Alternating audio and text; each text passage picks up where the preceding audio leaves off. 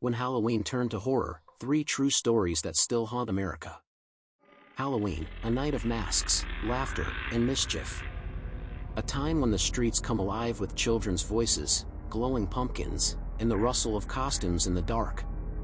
But beneath the smiles and the candy wrappers, something else stirs.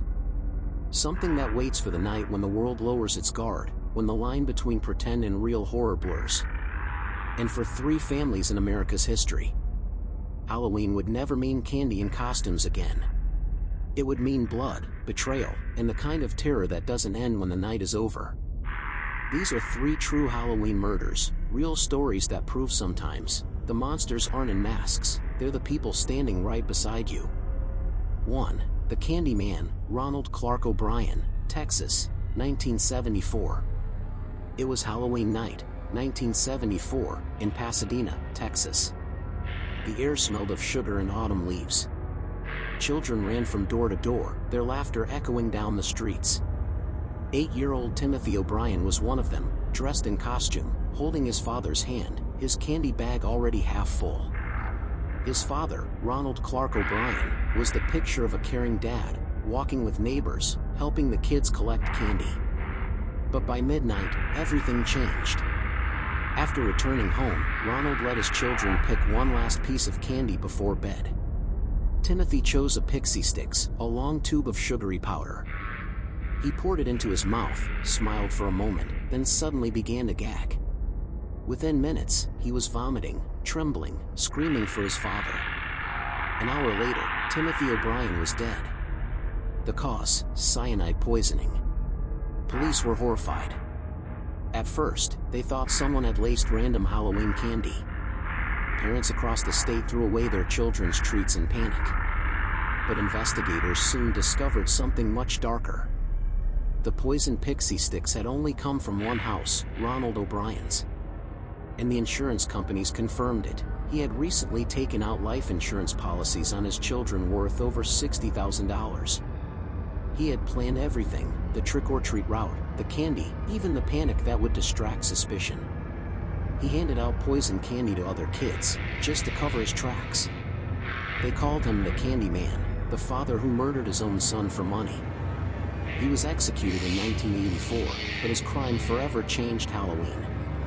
From that night on, parents began checking every candy wrapper, every strange treat, a ritual of fear born from one man's monstrous greed. 2. The Liske family murders, Ohio, 2010.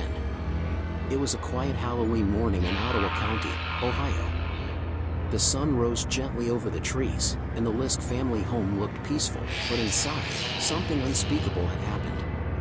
When relatives arrived later that morning for a holiday breakfast, they noticed the house was too still. No one answered the door. No smell of coffee, no laughter.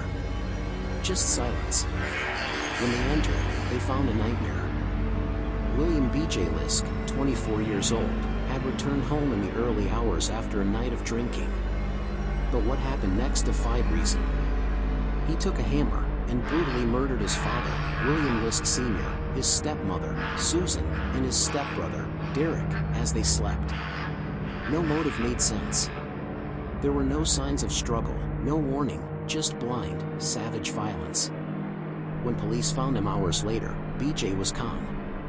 He confessed without emotion, saying only that something inside him snapped. He had a long history of mental illness and violent outbursts. But that Halloween morning, it wasn't an illness talking, it was evil in human form. 3 innocent people gone. A family destroyed. And the kind of horror that makes you wonder, how well do we really know the people we share a roof with? Halloween is supposed to be a day of masks. But that morning, BJ Liske wasn't wearing one. He was showing the world exactly who he was. 3.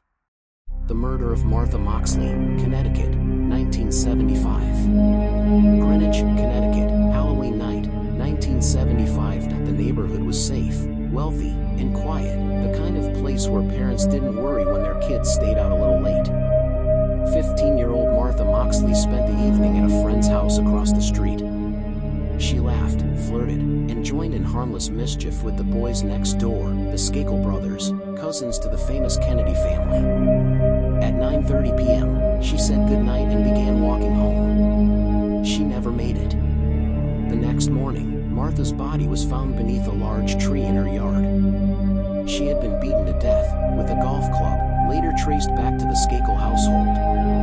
The club had snapped from the force of the blows. The murder shocked the elite community. It wasn't supposed to happen there. Not in that neighborhood. For years, no one was charged. Rumors swirled about jealousy, privilege, and powerful people protecting their own. Decades later, in 2002, Michael Skakel, one of the Skakel sons, was convicted of Martha's murder. But even that wasn't the end. In 2013, after years of appeals, his conviction was overturned. To this day, the case remains shrouded in mystery, whispers of influence, secrets buried by wealth, and a young girl whose life ended far too soon. In Greenwich, they say you can still see the shadow of that tree under the moonlight, a reminder that even in the safest places, darkness hides just beneath the surface. Skull closing. 3 Halloweens. 3 families. 3 nights when the masks slipped, and real monsters stepped into the light. A father who poisoned his son for money. A son who slaughtered his family in silence. And a killer who may have gotten away with murder, protected by power and privilege.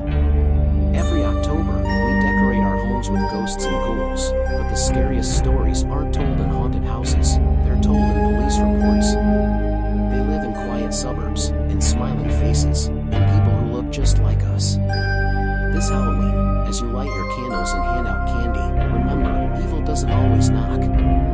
Sometimes, it's already inside the house.